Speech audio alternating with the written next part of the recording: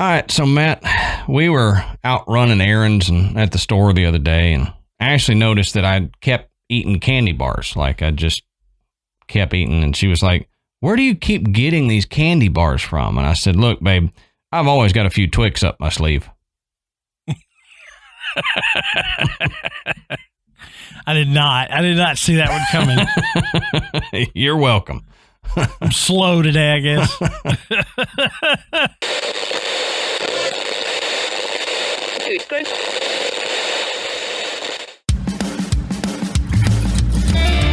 Good evening, everybody, and welcome to the Graveyard. Thank you for joining us tonight. My name is Adam. And my name's Matt. Now, pull up a tombstone or settle into your casket and get comfortable, because this is Graveyard Tales. All right, everybody, here we are again. Matt, how you doing tonight, brother? Man, I'm worn out, and let me tell you why. So, a couple of weeks ago, and I'd forgotten to tell you about this, but a couple of weeks ago, Amanda bought some sheep. Okay. She bought these sheep, and there's like 6 of them. And she comes home and she's like, "I bought these sheep," and I'm like, "Why the hell do we need sheep?" Right. So we don't have them here. They're at a friend of ours' house that, lives out towards Castaigne Spring. Mm-hmm. But we're having to go out there and take care of them. Yeah. And so today was my day. So I go out there and, I'm out there and I'm feeding them and everything, and they're kind of roaming around. And one of them just starts acting just really, really weird. I was like, what is it? It's shaking and stuff. And then it kind of falls over. And it was almost like it was choking on something. Mm-hmm. So I ran over there and I'm trying to figure out what's going on. And I saved it. I saved this sheep. I had to do CPR. Oh, God. Yep. As soon as you said sheep, I went, there's something fishy about this. So, I can tell on your face, like, he's not buying this at all. Nope. Because I know. He knows me too well that I was like, look, I ain't buying no damn No, I was going to say, I know you wouldn't buy any sheep, and I know if Amanda did, she would have told Ashley that she bought sheep. That's right. So. Y'all already had about 400 pictures of our sheep. Yep, exactly. Which remind me. This is why he does the dad jokes. Because this is what you get from me. Yeah.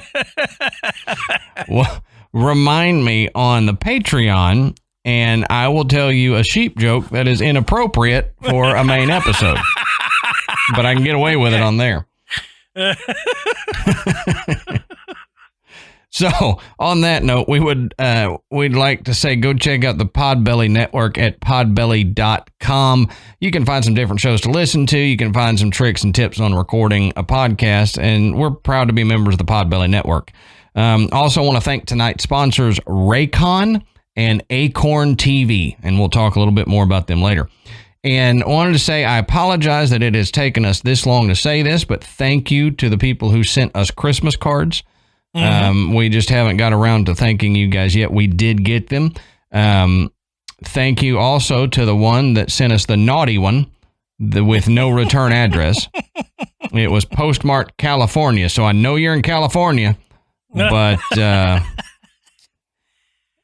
naughty ones, the naughty cards usually come from Finland? Isn't that? Yeah. Isn't that where we get the naughty ones from? Usually, yeah. It's we usually get them from that area there, but I've already stalked this person's Instagram, so I know they drew the card themselves. And I have to say, it's a unique Christmas card and very very artistic. So thank you for sending that. I'm not going to show a picture of it on the video, but just wanted to say thank you guys for sending those to us. We do appreciate the cards and all that, and appreciate y'all saying Merry Christmas to us, even though it took us this long to say thank you. So Matt, I don't really have anything else, but I was going to say I don't normally have all this here, but I forgot to clean off my desk between research and recording. But this is some of our resources for tonight's episode, if y'all are wondering. The Encyclopedia of Cryptozoology, Mysterious Creatures, A Guide to Cryptozoology, and Cryptozoology A to Z from Loren Coleman. So, Matt, on that note, why don't you tell us, what are we talking about tonight, brother? Well, if you hadn't figured out by now, we're going to talk about a cryptid. Yes. But maybe, I don't know, maybe it's not a cryptid, but we're gonna look into the Rock Ape of Vietnam. Mm-hmm. And I had never heard of this, believe it or not. I had never heard of a rock ape. I've heard of other ape, but not this one. And so when I started looking into it, I was shocked at some of the stories, not necessarily shocked at the stories, but I was shocked at the amount and that I had never heard of it. I had never come across this. But of course, Adam is the cryptid guy. So, he knows stuff that he could probably sit here and rattle off a dozen that I've never heard of. Yeah, it's a bad addiction I have, but it comes in handy for this show, I think. But when we're gonna look into the rock ape, and I promise you by the end of this show, you're gonna probably be thinking on the same wavelength we are. Okay, that this thing's probably real. Mm-hmm. Mm-hmm. We talk about a lot of stuff where we're like, well, we really don't know. But, I think you're going to believe this thing exists. Yep. So it's very interesting because the majority of the stories come from GIs that served in Vietnam during the Vietnam War. And that may have been where the most sightings occurred, because that's when people were out in the jungle. Right. And those were the stories that would make it back to us, where the people in Vietnam may have been seeing them, a long time before that, but those stories wouldn't have made it to us. Right. Yeah. We're talking about, and they were, we're talking about little, small villages in and around the jungles of Vietnam. These locals, they're telling stories among themselves. They're not spreading news. Mm-hmm. They're not watching CNN. They don't care. Right. So you're right. These stories wouldn't have made it to the U.S. without the U.S. soldiers that were there. So, but it's, I want to say it's pretty interesting. I think I always say that these shows are interesting.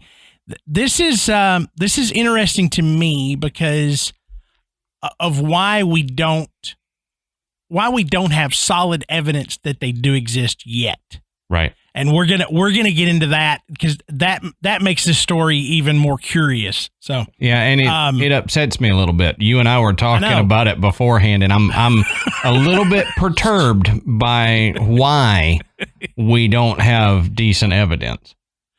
All right, so enough of the teasers. Let's dig into it. So Adam, tell us about the rock ape. All right. So as we always say, go check our sources down at the bottom of the show notes. You can find all the sources we used and are reading from and all that. And 3 of them are going to be books in my library. So if you see those at the top of the sources, go grab you those books. They're worth it if you're into cryptozoology.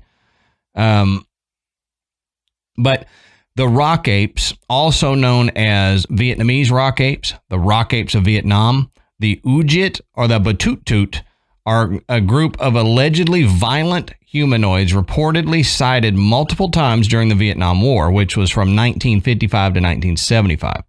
Now, these creatures were seen not only by American GIs, but also the Viet Cong and the NVA troops. So all three groups were seeing these along with the Vietnamese people who lived in and around the jungles. And we will probably refer to them as either rock apes or the Batutut several times in this episode, because those are the ones that are most commonly used for this. And if you're going to look it up in any reference that is not the internet, then you need to look it up by the Batutut. That's how it's classified in most books that I have seen. Now, rock apes were described as hairy Sasquatch-like humanoids, and they were said to be from 3 to 7 feet tall. They were stout, very muscular, and with some that had protruding stomachs. So they looked kind of like me with a beer gut. That's right. They were beer bellies. Exactly. You know? They large, hairy, with a slight beer gut. They're my cousins. Yeah. And they all talk like this, even living in Vietnam. They're like, you know that Adam feller? He moved over to the U.S. All right. Now it says their hair ranged from red to orange to brown to black in color, covering everywhere except for their knees, the soles of their feet, the palms of their hands, and their face. So, I mean, this sounds like most other apes, other ape species, where their faces, their hands, their feet are not covered. Now, the knees is a new one that I haven't heard, but I mean, there may be some genetic or evolutionary advantage to that. Yeah, I came across the knees a couple of times. Best I can figure is that you're right. It must be some type of evolutionary thing that they're better suited for living in the jungle and foraging. Yeah. With without hair on their hands or on their knees. And it may be something where they crawled around at foraging, and over time they developed a loss of hair on their knees, and on their hands and on their their lower legs and feet. Never know, and we may not until we get a species. But it says the feet. A specimen, not a species. Whatever. I caught myself quick. Don't at me on Twitter. What you were talking about. Yeah, well, somebody'd still tweet me on Twitter about it and say, you said species and you meant specimen. I know, I'm stupid. Leave me alone. Now, this says the feet of the rock apes are said to look like deformed human feet. They're similar to that photographed 1960 Yeti footprint in the Himalayan mountains of Nepal. So you know that one that the toe is pointed weird, kind of off to the side? That's apparently what most of these footprints look like. Now, it says people have said that they are nocturnal and that they feed on river snails using rocks to break open the shells. Many have said these creatures can be violent and attack humans in the forest and kill them to eat their livers. One source says about their behavior that rock apes are said to live very deep in the jungle, which results in a fearlessness of man, and they do not shy away from human contact. But I got to jump in, and this is like a few other cryptids that we've talked about, where it'll get put into books, and it'll say, sources say they feed on this using this. Well, if we don't have specimens, if we don't have someone that has observed them for long periods of time, like the gorillas or other apes in the jungle, how do we know? You know, I think they could be seeing evidence of the feeding, or making an assumption because of other creatures that live there, but I don't know that we can definitively say they feed on snails using rocks to crack open their shells. Unless they found an abundance of river snails with their no snail and broken shells. Yeah. And understand, river snails are not like what you find when you move a rock in your backyard. Right. They're good size. Yeah. I mean, they're going to be minimum the size of those mystery snails that you get in your tank, fish tank. Yeah. So they're going to be from that size larger. Yep. So it would be a reasonable food source. Sure. And I guess if they're seeing evidence of these shells being cracked, they're assuming that something's eating it. Yeah. Yeah. And if you look at what the known wildlife is in that area, you'd think, okay, the only thing that's going to be able to crack this shell and eat it and not just have to eat the shell too is going to be some type of primate. Yeah, something with opposable thumbs that can do that. Yeah. And gibbons are native to that area. Mm-hmm. So, but, if they know enough about gibbon behavior, then they would know, okay, the gibbons don't eat the snails. Right. So, that would be the only way I could see that they would assume that at this point. Mm-hmm. But this goes on to say that prior to American troop presence, it was said that rock apes would sometimes walk up to and sit beside villagers. Quote, the forest people, as they called them, even had the ability to start fires for their own purposes. Now, post-American presence, however, they were known to throw rocks, hence the name rock apes, and even return grenades when thrown at them. And I know Matt will talk about some experiences there with the GIs and the rock apes. But the creatures would also yell and shake their fist in anger at the troops in a reportedly human-like manner. So they have very human-like traits where they know how to start fire. They can use the fire, and then they retaliate and they shake their fist at you like an old man telling you to get off their lawn. Get off my jungle. Yeah. You get out of my jungle, whippersnapper. Now, this says that tales exist of vicious attacks and other violent acts. Some exchanges resulting in gruesome human deaths by being torn limb from limb and having guts ripped out. Seemingly, if the creature is avoided, it will not instigate malice. But if any action is taken against it, it's anything other than peaceful interaction, then the human party will probably pay in blood, is what this says. It says they're also thought to live in troops rather than living a solitary existence.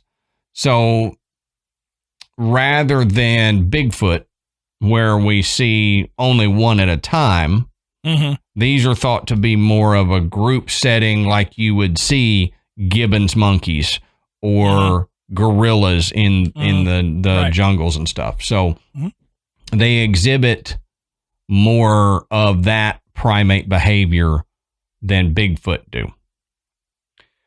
Now, let's talk about their tracks for a second. And it says their tracks are said to be around 6 inches in length and about 4 inches in width. Their toes and heels are said to be human-like, but the soles are too short and broad to be a human's foot. And the big toe is said to be on the opposite side of the arch of the foot. So like we were saying, it's more to the side and at the, not like the opposite side of the foot where the big toe is on the far outside of the foot, but go back a little ways. And it's more like a monkey who would climb in the trees needing that type of grip with its feet rather than a fully terrestrial ape like a gorilla. So don't know if that toe is able to be used like that, like some monkeys that climb trees do, but it's positioned more like that. And I know we will talk about this here in a second, but I have to say, and I'll tease to it, that's a very early hominid trait. As we were evolving from tree dwellers to landlubbers and such, that toe was still toward the back like a tree-dwelling ape would be, rather than migrating to the front for stability and walking. Now, this is from the Encyclopedia of Cryptozoology, and it says that British zoologist John McKinnon, later renowned for his discoveries of new mammals in Vietnam's Vu Cang Nature Reserve, found a trail of Batutut footprints in 1969. The prints were 6 inches long and 4 inches wide, like we talked about, and man-like at the toe and heel, but, like we said, with soles too short and flat for human feet. Now, this next part comes from Loren Coleman's book, Cryptozoology A to Z, and it's McKinnon's description of his reaction to this find. And it says, McKinnon's initial reaction tells us much about how mainstream scientists often deal with evidence of cryptids. Quote, I stopped dead, he would later write in his book. In the Search of the Red Ape. He says, my skin crept and I felt a strong desire to head home. But McKinnon pressed on, noting that, quote, farther ahead I saw tracks and went to examine them. I found 24 footprints in all, but was quite happy to abandon my quest and shelter under a leaning tree trunk, waiting out a sudden rainstorm. McKinnon later related that Batutut footprints had a lasting impact on him, saying, quote, I was uneasy when I found them, and I didn't want to follow them and find out what was at the end of the trail. I knew no animal that we know about could make those tracks. Without deliberately avoiding the area, I realized that I never went back to that place in the following months of my studies. So my question is, what could we have possibly learned or discovered if he hadn't stopped looking? Right. And why does it seem to be what a lot of mainstream scientists do? If it doesn't fit their paradigm, then they don't pursue the research, the evidence, or the findings of something like this. Now, not all, but most of them. Yeah. Well, I think in McKinnon's case, he was scared. Mm-hmm. I mean, I think fear kept him from pushing forward. Definitely, that's what he describes in his book. But even though he says he did not deliberately not go back, almost like he put it out of his mind, he didn't want to go back, so he just kind of naturally forgot about it. Yeah. To use a Graveyard Tales quote, he probably pooped himself. Yeah, I would say. But I think that right there, and you know, I don't fault McKinnon in this, you know, for being afraid. Where I think the fault would lie is if you didn't want to go, share your research to somebody that might. Yep. Because, you know, now we're at a point where it's too dangerous. Yeah. I mean, it's legitimately too dangerous to go and search through these areas because of, you know, problems left behind from the war. You know, there's landmines all through that jungle. You know, there's and that's on top of the dangerous animals that are there. You know, that's led Adam and I to go, the Vietnamese jungle wants to kill you. Oh, it does. You know, there's everything, even the plants. Yep.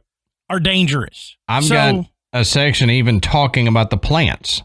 That I mean, that place is ridiculous. So, like you said, I don't blame him much, but it still irks me a little bit that he either didn't go back to that spot or take someone back to that spot that maybe had more cojones than he did to follow that into the jungle. Right. Now, Loren Coleman said that the Batutut is a nocturnal proto-pygmy that's similar to Nepal's Telma, which is a small, like Bigfoot type creature. But before we get into the sightings, one of the things that we need to look at is the area where they live. Right. And one of the places that had so many rock ape sightings, they dubbed Monkey Mountain there in Vietnam. Now, Monkey Mountain is a mountain and peninsula range located on Son Tra Peninsula in Son Tra District, Da Nang, Vietnam. Now, it's overlooking the Bay of Da Nang and the East Sea. So it's right there kind of on the coast. Monkey Mountain was a prominent observation base during the American-Vietnam War, housing 2 radar domes that are now taken over by the Vietnamese military, as well as a helicopter pad.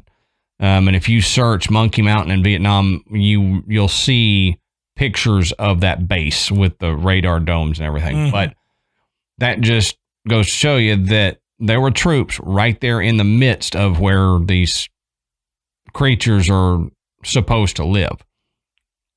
Now, the mountain is covered and surrounded by jungle, and there are some amazing but scary things in the jungles of Vietnam, like Matt was mentioning.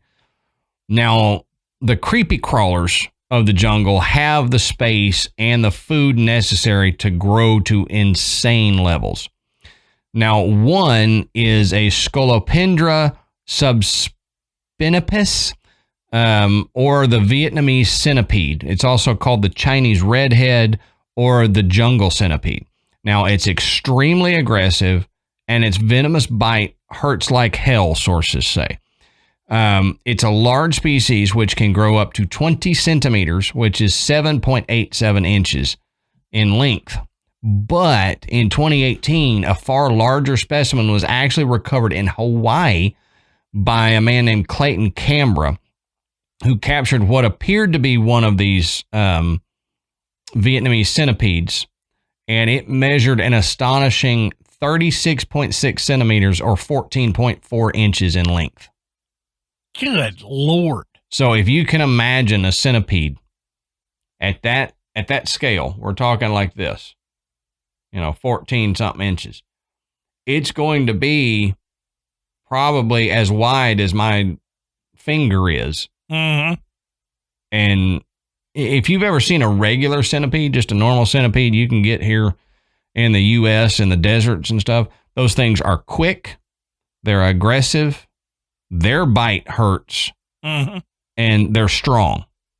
So if you can only imagine one of these centipedes getting just 7 inches long, that's insane and could probably catch and kill birds. Mm-hmm. Oh, yeah. And these things were apparently, they were a nuisance to the GIs there. Because if you were sleeping out in the jungle, you'd have these things crawling on your cot and on your head. And I get the willies thinking about that, man. Oh, I can't, man. I can't. Now, this says that Vietnam's most beautiful trees and flowers are also its deadliest. They've got heartbreak grass, flame lilies, twisted cord flowers, and bark cloth trees are all powerful enough to kill a human or cause blindness upon contact or accidental ingestion, which is more common than you might think. So some of these, if you just touch it, it's going to inject a venom type in you. And you'll be dead. Pretty sick. Yeah. If it doesn't kill you. Right.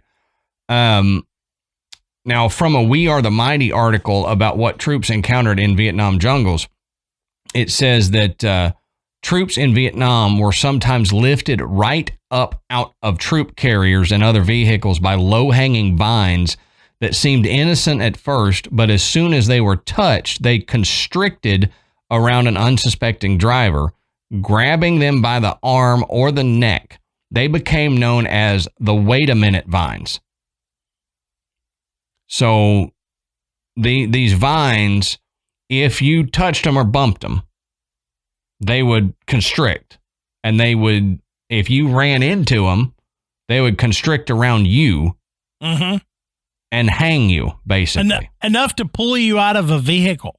Yes. Yep. I mean, like you're riding in an open air Jeep and you run through these hanging low and it tangle you up. The Jeep kept going and you stayed behind. Yep. Just lift you right up out of the seat. If you think that's impossible, just look at Venus flytraps. They have a mechanism that does the same thing. And there is a type of fern that if you touch it, the leaves fold up on itself. And they basically just become a twig. And then after a while, they'll relax and go back down. So it's basically the same type of reaction that a Venus flytrap has, but it's in a vine and it's large enough to suck up a human. So you could be walking around there and try to push your way through some overgrown thing, and you end up in the tree by one of these wait a minute vines. Yeah. And it's probably one of those situations where as you struggle and you pull and tug, it constricts more. Yeah, most likely. Most likely. You know, so you're sitting there panicking, trying to get away from this thing, and it's just squeezing around you. Now, one of the other things, talking about squeezing, is they have a lot of snakes in Vietnam. Vietnam has so many snakes that American troops were advised to just assume that they were all deadly, because most of them are. Now, the country is filled with cobras, kraits, vipers, and so many more. And the snakes that weren't venomous were all giant constrictors, which were still capable of murdering you in your jungle sleep. Yeah. God. So it's either going to be a giant snake or a little deadly snake. I don't know which is worse. Yep. I would rather go with the giant constrictor than one of the little wiggly venomous things. Because I mean, there are kraits that are tiny and deadly. Yep, less than a foot long, like 6 inches or less, and they can put you down quickly. I would think, though, I would have a better shot at getting away from a constrictor than a deadly snake, because I could either shoot it or stab it, hopefully, if it didn't immediately wrap my arms up. But either way, I don't want to deal with that. But it says Southeast Asia is also home to an aggressive tiger species, leopards, and bears. And those are just the traditional predators. There are also elephants, water buffalo, gaurs, giant cows who will go on murdering rampages that an M16 isn't likely to stop. Giant cows. That's it. Giant cows. Yep. That's all I got on it. I got nothing else. Come on, people. Giant cows? Yep. No wonder McKinnon was scared. He's like, the stuff I know about around here is bad. This unknown thing, whoa, it's liable to eat me whole. I was going to say, it may be worse. It may take you back to its lair and eat you piece by piece. Oh, yeah, that'd be even worse. So I'd rather be swallowed whole and do a Jonah and the whale type thing than...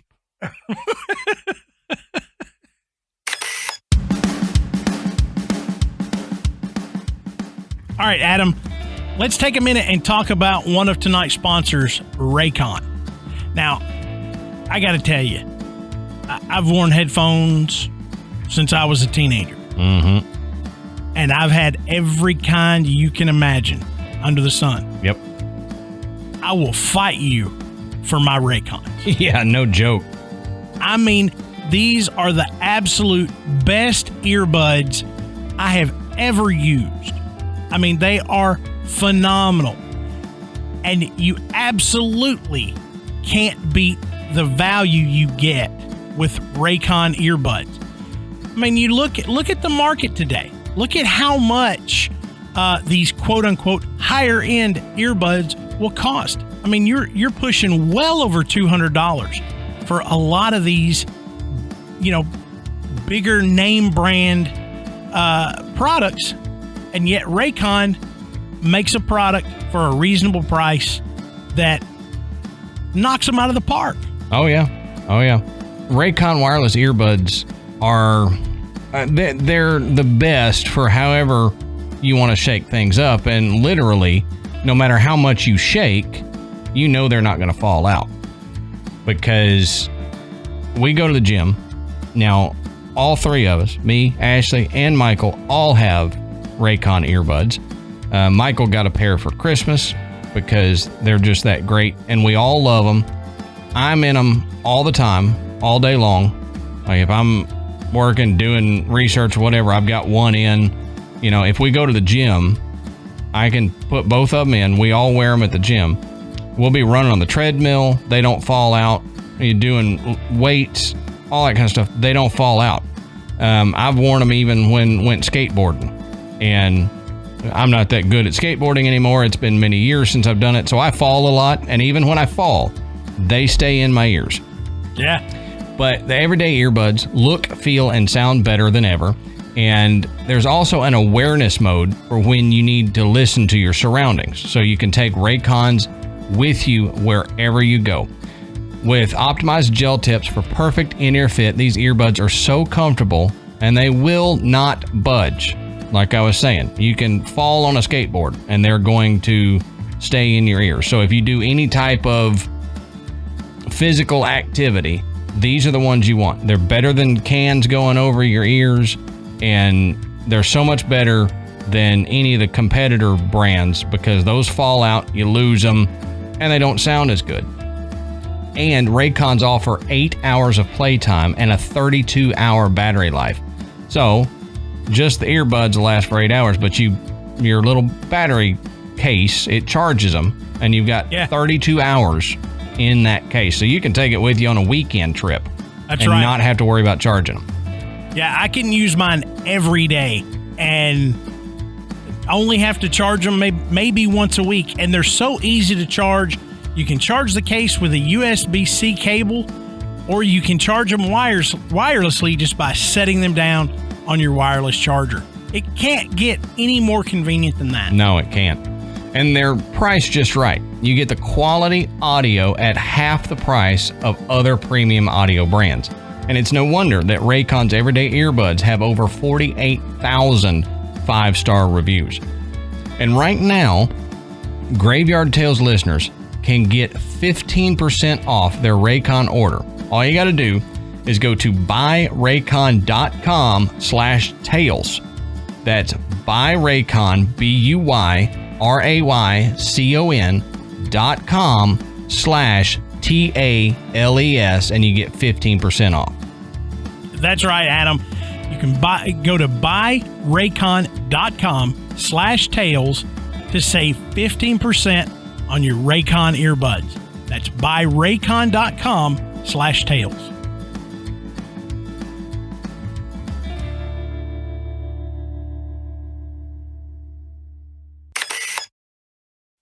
But if that's not unsettling enough, Matt has some unsettling stories about encounters with the Batutut. Right. And, you know, we talked about so many of these stories come from American GIs that were stationed in Vietnam during the war. But the earliest possible sighting of the rock ape or the Batutut was in August of 1947.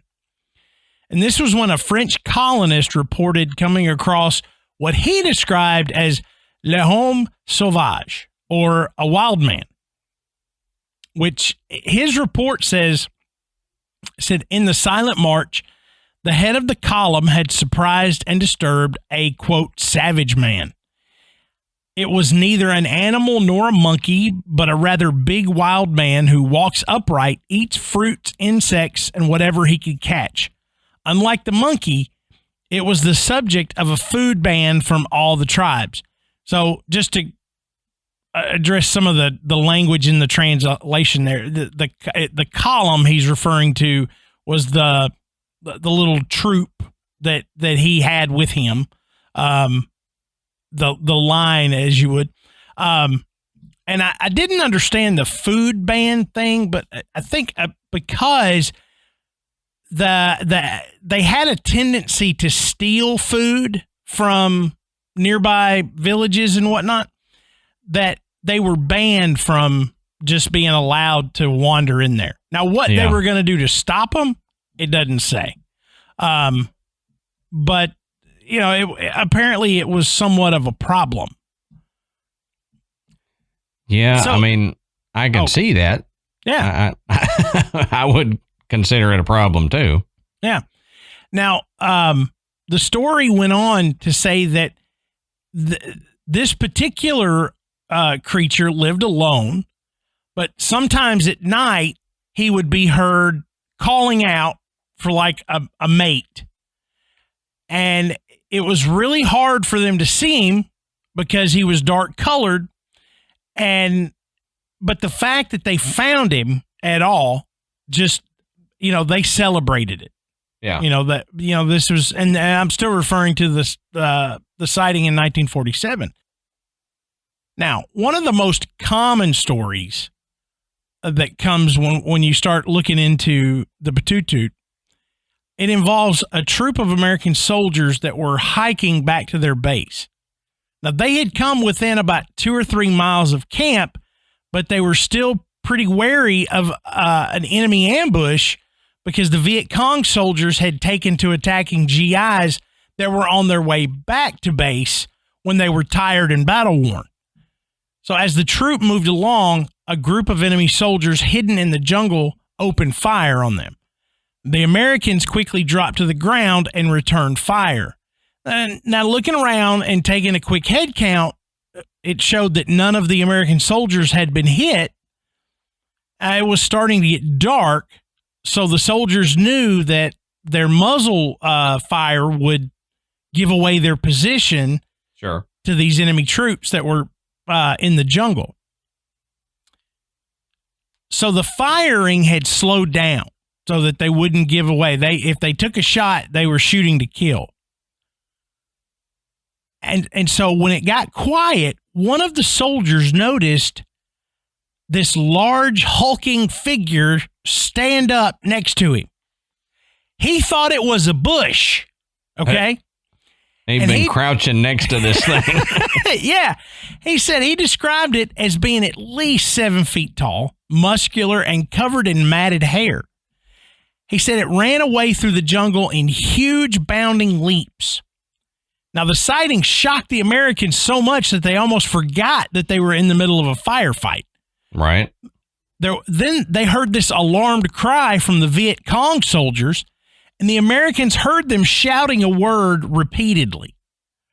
One of the Viet Cong soldiers fired on the creature, and the American soldiers reported seeing it get struck several times, but it just kept going. Now, the distraction from the creature allowed the American troops to escape the ambush and make it back to their base. So when they got back, the American GIs told their commanding officer about the attack and the strange creature they had seen, and they asked if they could go back and investigate the area where the ambush happened. Now, when they got back to the area, the Americans found the body of a Viet Cong soldier, which had been savagely mauled, with this look of horror frozen on his face. I always love that when they add the look of horror on his face. Right. That's probably added in. Oh, I'm sure. Yeah. Look how scared this guy was when he died. Yeah. But further investigation showed that there wasn't a single bullet wound on his body. So he wasn't shot by any of them. Right. Something else got him. Now, the locals informed the troops that the creature was called the Batutut, and these, quote, jungle people were known to live deep in the Vietnamese jungle. Unfortunately, there's not a more detailed account in this story of who they were, any names, any, platoon numbers, anything like that. You don't get any of that. So it's more or less anecdotal, and it may be one of these stories that's just gotten passed down, over time. But there's more to that. This is just kind of the most famous one. Yeah. Now, another encounter comes from an infantry platoon out of the 101st Airborne. The platoon had stopped for lunch when they noticed a large group of upright figures coming out of the jungle at the Nui Motau Ridge.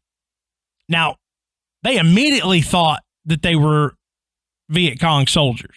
Sure. So the Americans opened fire. Now, the figures rushed into the jungle for cover, but it appeared they weren't running away. They were taking position to rush the soldiers when there was a break in the fire. They even rose up to bark and howl at the soldiers, and some reported that they were able to see long white fangs. Oh, wow.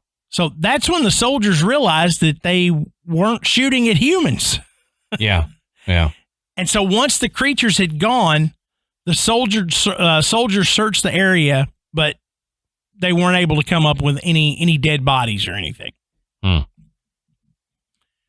Now, this next account is of an all-out battle between American GIs and the Rock Apes, and it took place on Hill 868 in Quang Nam Province. Now, this story says a unit of Marines were deep in the jungle and had radioed back to headquarters that they had spotted movement in the jungle near their position. They were given orders to hold their position, not to engage, and just observe in order to not give themselves away. Now, after a few minutes, the Marines radioed back saying that they were surrounded by what looked like hairy, bipedal, humanoid creatures. That would be a weird call to get. Can you imagine? Yeah, you're on the other end of this radio talking to troops out in the field, and they're like, "Okay, look, I know you're not going to believe this, but there is tall, hairy people surrounding us," and you're like, "Yeah, what kind of jungle plant have you gotten into while you're out there?" And that's pretty much what headquarters thought at first. Okay. So their HQ assumed that the soldiers were seeing gibbons that were common in that area. Now, understand, gibbons aren't that tall. No. Okay. Gibbons, about 3-4 feet tall. Yeah. And they got really long arms. Really long arms. When you see the, when you see the images of these jungle primates and you see one that's just hanging down, swinging, just sitting there, and it's not an orangutan, it's a gibbon. Yeah. They're the ones that make the whoop, whoop, whoop, whoop sound. Yeah. And if they're out there playing guitar, that's a Billy Gibbons. Those are rare. They're pretty rare. They're pretty rare. Yeah. I couldn't help myself. Sorry. So what HQ told them to do was throw rocks at them and scare them away. Oh, yeah. So that didn't scare them away. No. But it made them mad. And so they started throwing rocks back at the soldiers. So over the radio, HQ starts hearing shouts and these inhuman screams and gunfire. So a patrol was sent to reinforce the unit, but what they found was a battlefield littered with injured Marines and many dead rock apes. Unfortunately, no evidence was recovered from the scene, and the story completely relies on eyewitness accounts. But let's stop for a second and think about this. Now, Adam and I was born in 1974. The war was coming to an end when I was born. So I have no firsthand knowledge of what it was like in Vietnam. But I have talked to plenty of people that were there. And I have talked to plenty of people that were there and won't talk about it. Oh, yeah. 100%. Okay? So it was not good. No. The Adam talked about, just the fact that they're out in the jungle. You've got 18, 19, 20-year-olds, that have been taken from the U.S. and they're planted in a jungle. They're all these strange animals that they've probably never seen. Some of them not even in a book.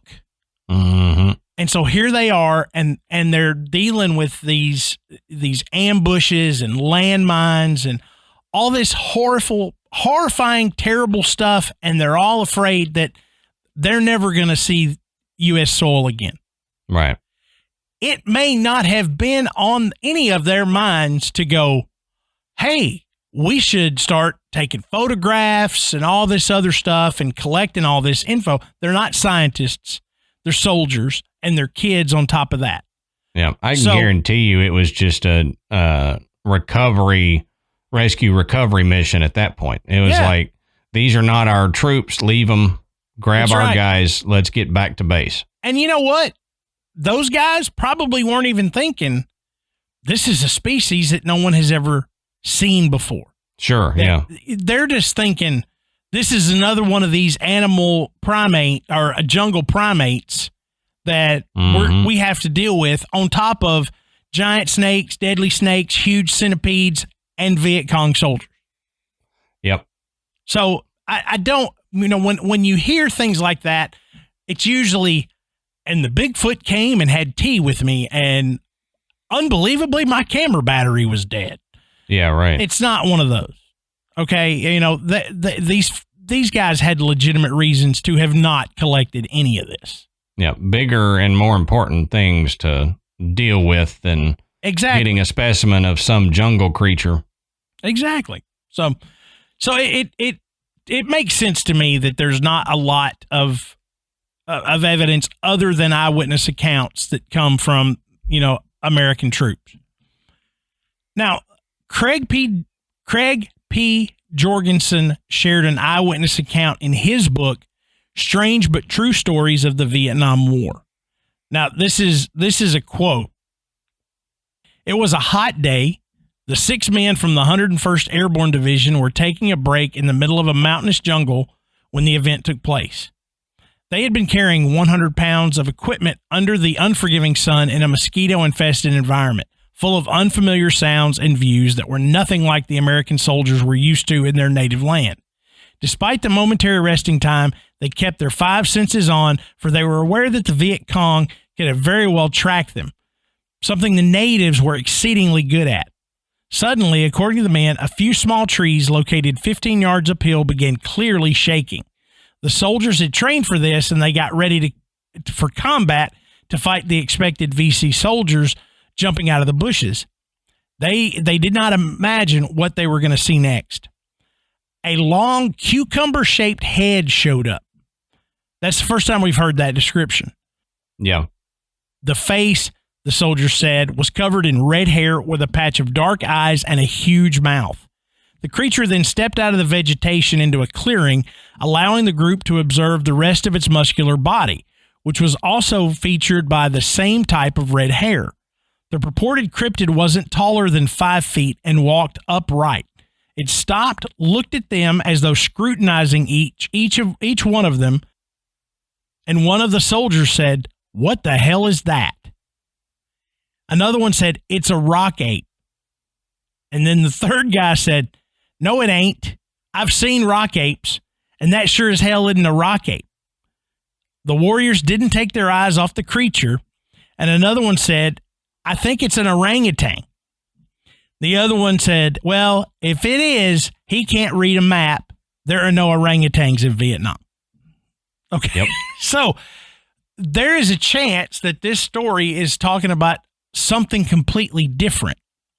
Yeah, it's possible. But I think what it is just like with, most primates, there are considerable differences in the same species. And, as far as whether it be size or hair color or body shape. So this one had a cucumber-shaped head, which I think what they mean is like the end of a cucumber. Like it didn't have a neck.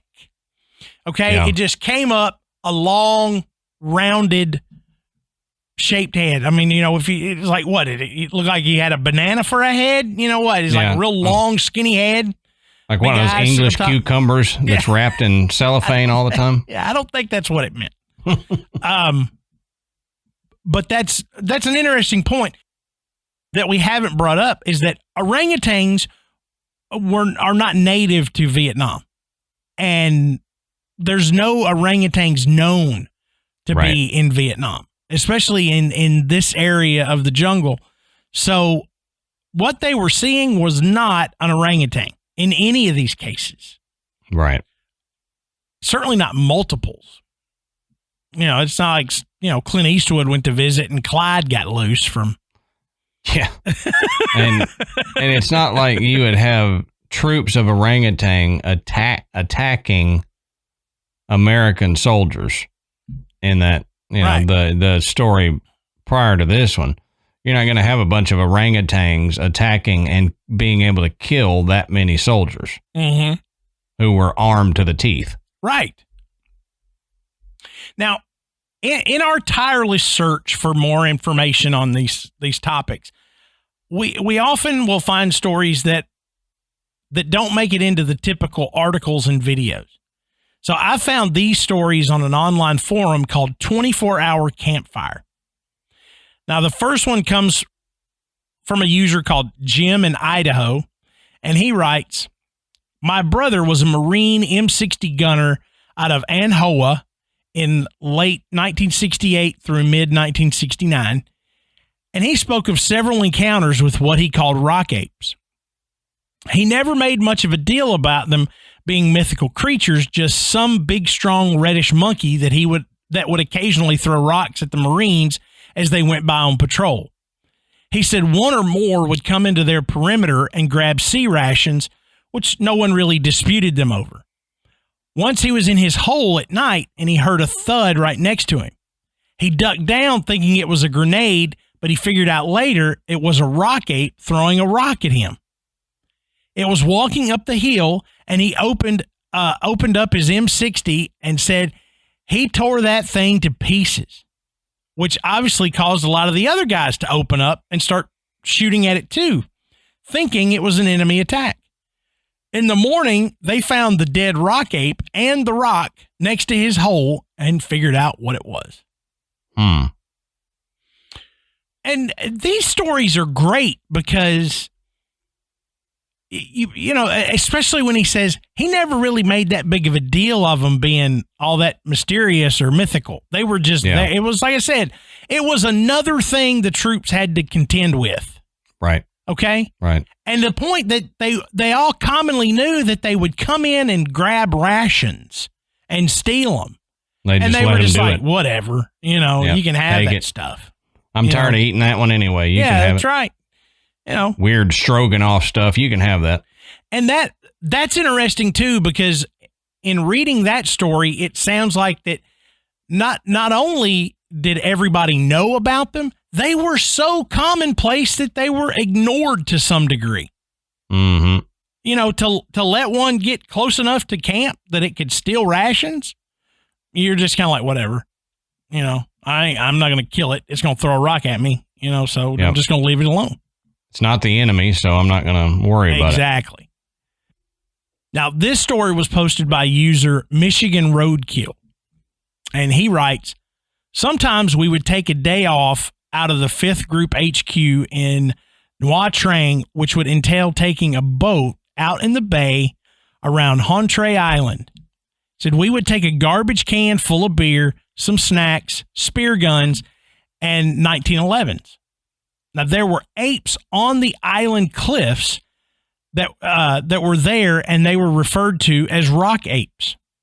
Said, I believe there was a story in Stars and Stripes that told of them and how dangerous they were. I could not find that particular story. I heard about that one too, and I looked, and I couldn't find it either. Yeah. Now, he says, we would shoot at them with 45s from the boat as we cruised around getting wasted, but never got up close enough for any close inspection, and I don't remember actually ever hitting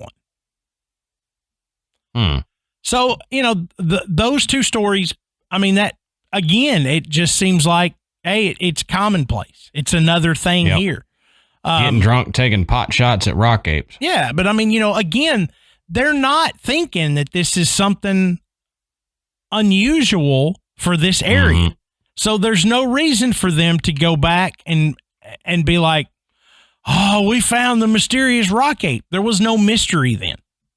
Yeah. And as we get into it, I don't think there's a whole lot of mystery now other than we don't have,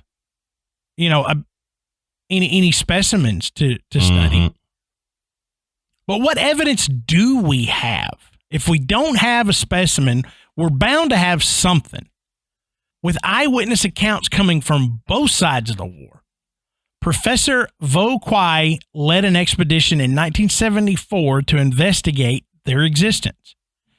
Now, although he didn't discover an actual rock ape, he did photograph and make plaster casts of many strange prints. Now, locals told the professor that the tracks were from the Batutut. The prints did have a striking resemblance to ape prints, as we've talked about before. Mm-hmm.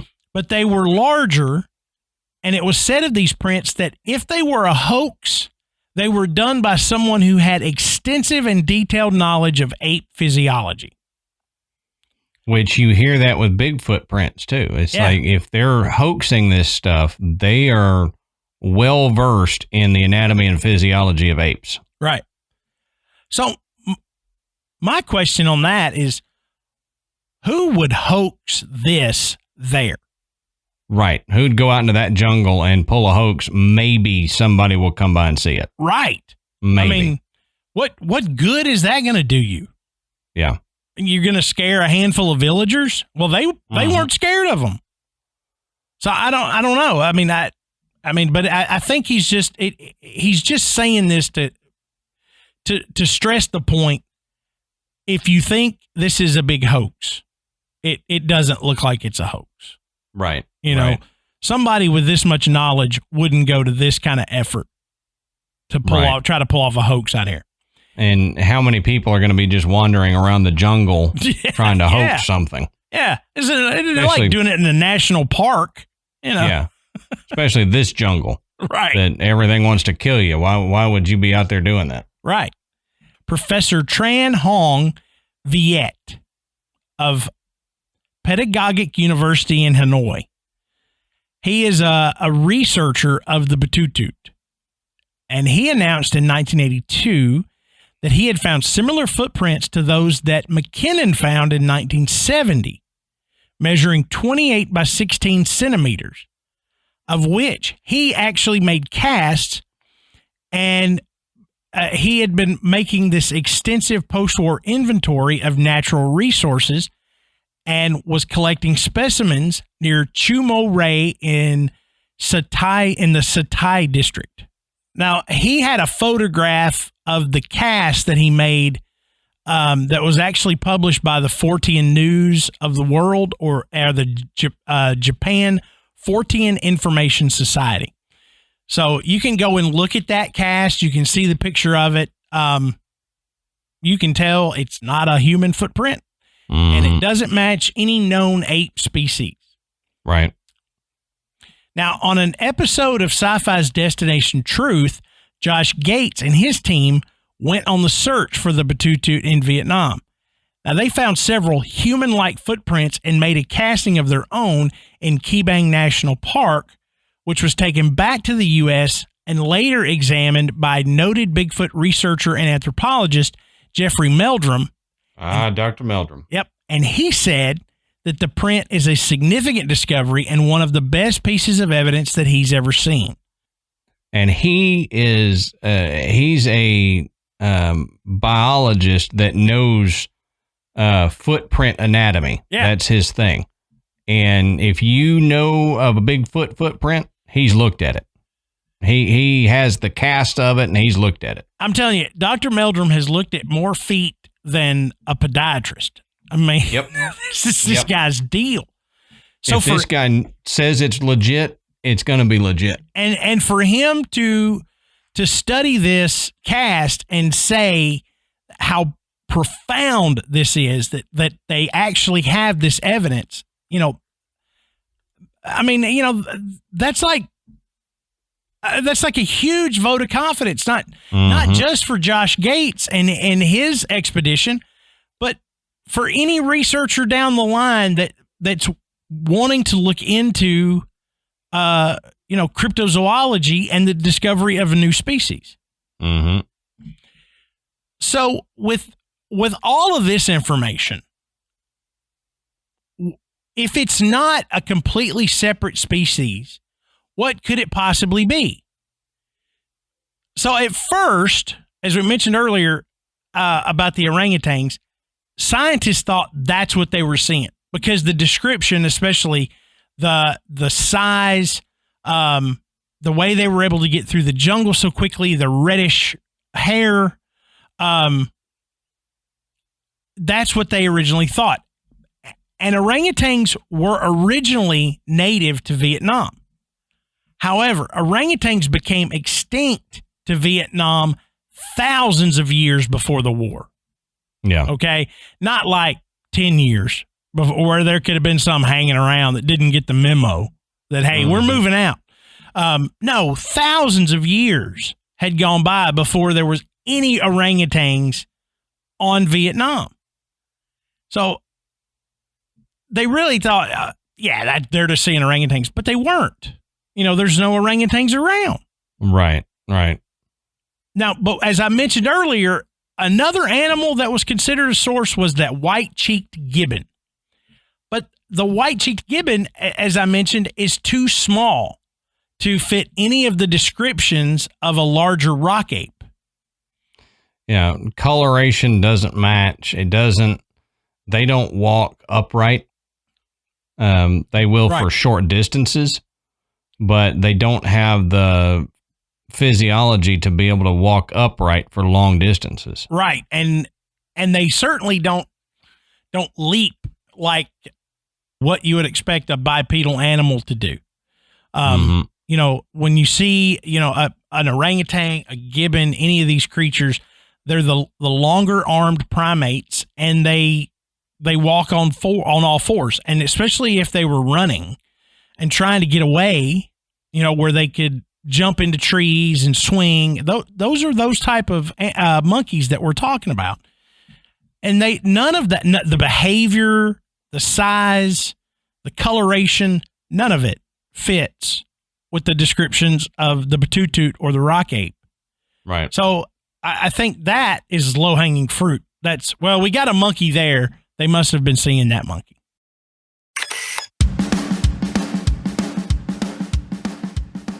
All right, Matt, let's take a second and talk about one of our sponsors, Acorn TV. Now, I don't know if it's the accents, like this, or if it's the T, or if it's the driving on the wrong side of the road. But no matter what it is, I love British TV. And I'm getting my fill, and even more, thanks to Acorn TV.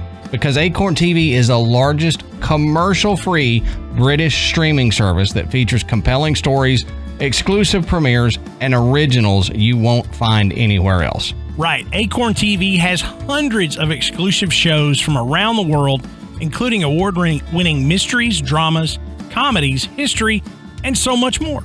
The series you find on Acorn TV are cleverly written, visually striking, and feature renowned actors and hosts like David Tennant and Mary Berry. You get thousands of hours of new enthralling content on Acorn TV for a fraction of the cost compared to most streaming services at just $5.99 a month. And that's a fantastic value for what you're getting. And if you're like Adam and I and you enjoy British television, but we especially love British comedy, you are not going to want to miss out on Acorn TV.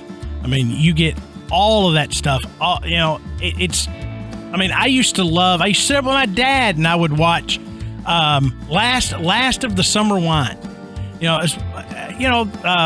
Faulty Towers.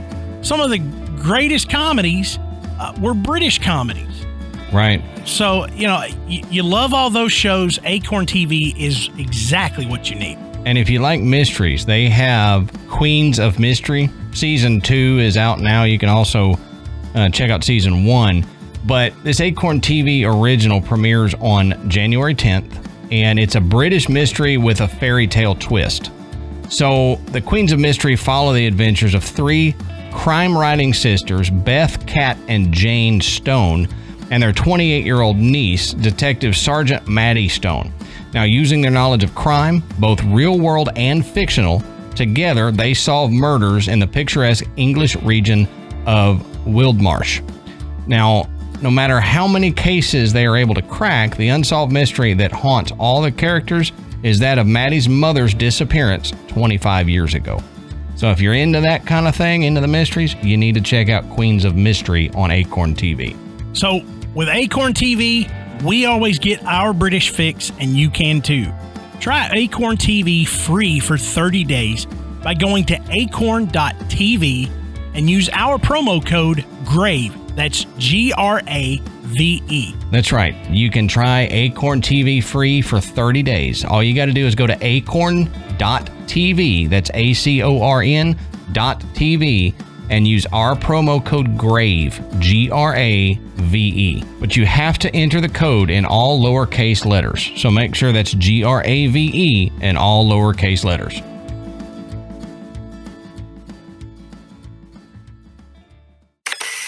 Now, other explanations were actually chalked up to soldiers hallucinating, either from overuse of marijuana, which was very common in Vietnam, or from just the extreme conditions, the stress, the heat, and all that it was just causing them to hallucinate. Now, I don't buy it. I don't either, and I'll tell you why. Because the way those stories are described, none of that sounds like a hallucination. I mean, there is interaction with multiple people, okay? Yep. They're not all hallucinating this. Right. You know my thought on mass hallucinations, and that's what it would have to be. Yeah. These people would all have to be of the same brain to hallucinate the exact same thing at the exact same time. And I know marijuana use was pretty heavy in Vietnam for good reason.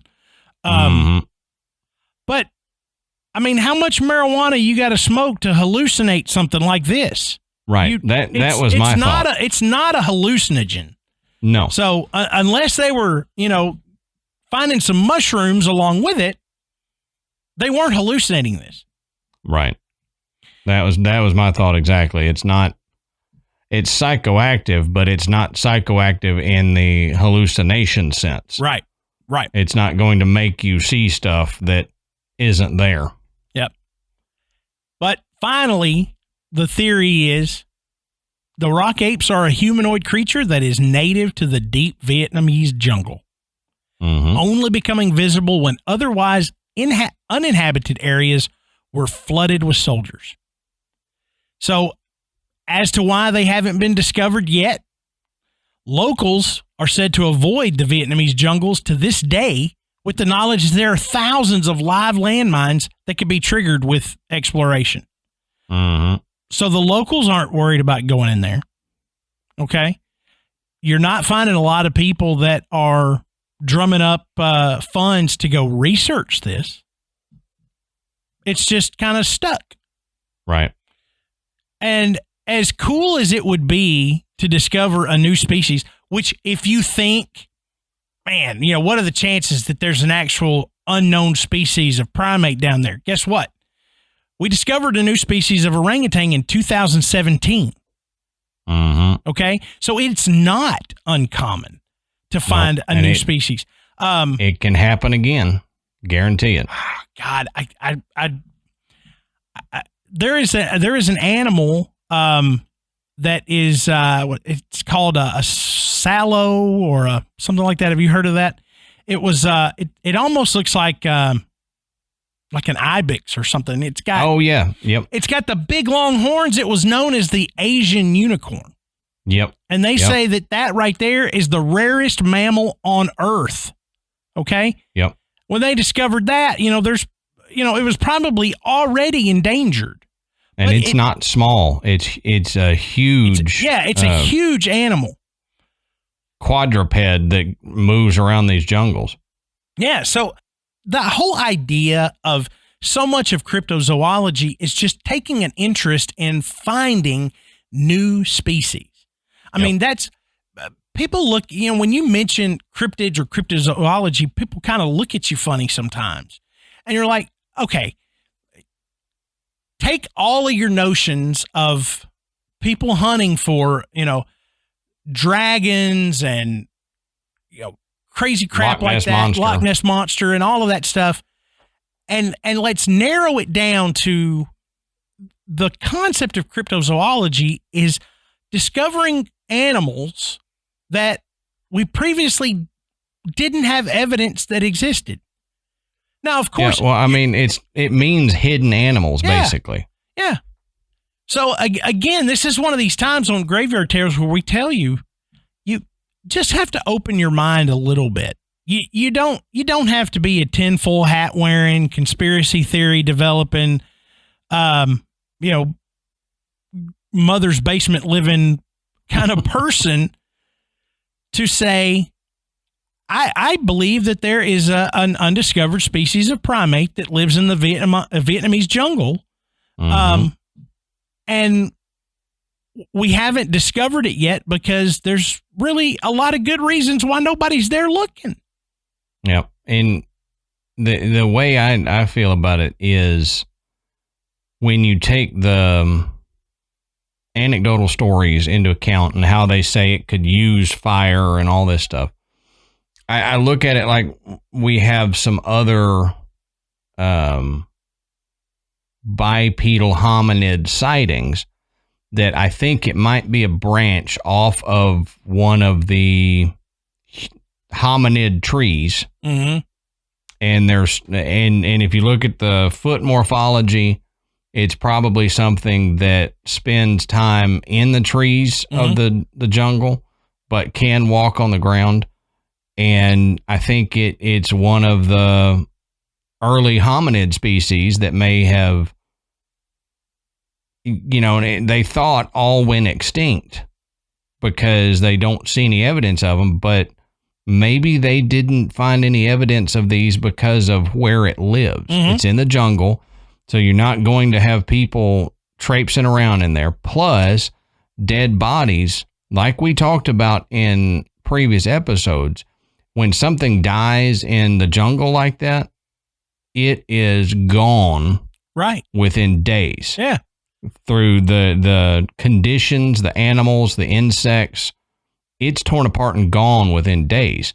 So you wouldn't find a body just laying around. The jungle takes it back. Exactly. And there could be a species of early hominid still living out in this jungle that is intelligent enough to make fire and have a language of its own.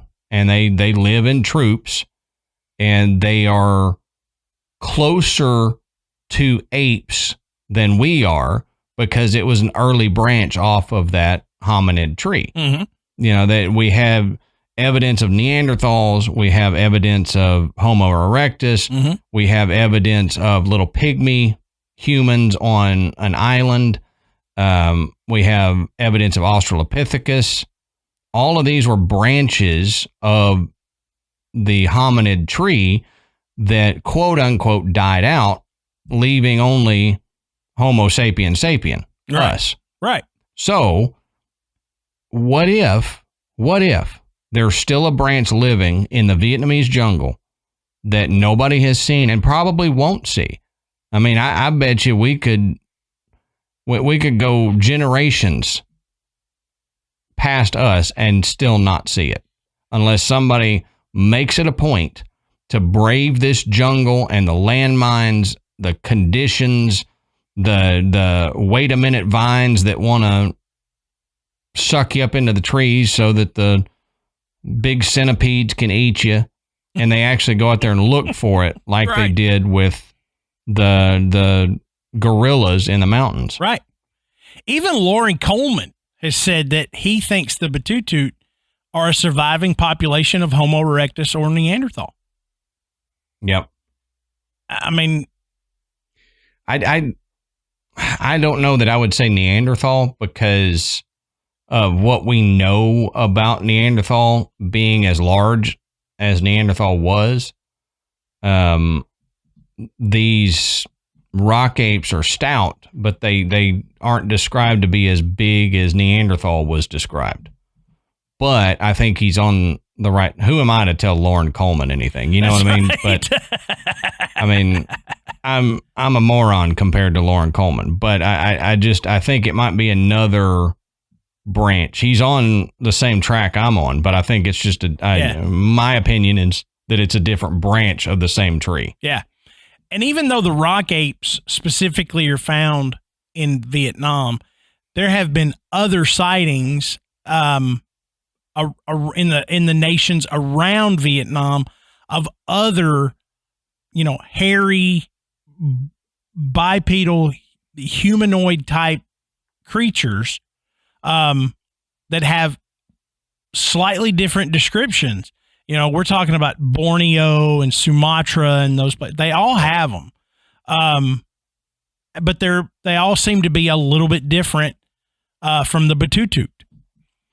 And if you listen to any of our shows on cryptids and you're like, I don't believe Bigfoot could exist because we've taken over too much of the U.S. and we live everywhere. We've looked at everything. Even though there's places in the U.S. that we don't get to that aren't inhabited like some parts are. You have to admit that if any unknown creature was going to exist, it would be in a jungle such as the jungles of Vietnam. Yep. I mean, because those are uninhabited for the most part. Yeah. They are dangerous and nobody wants to go searching. That's right. So if anywhere was going to house unknown creatures, it would be a jungle like this. Yeah. Yeah. Much like the Orang Pendek.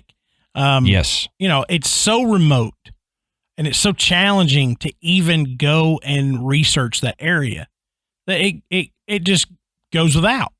Mm-hmm. Mm-hmm. And we go based on these anecdotal stories, but I tend to believe a lot of these anecdotal stories.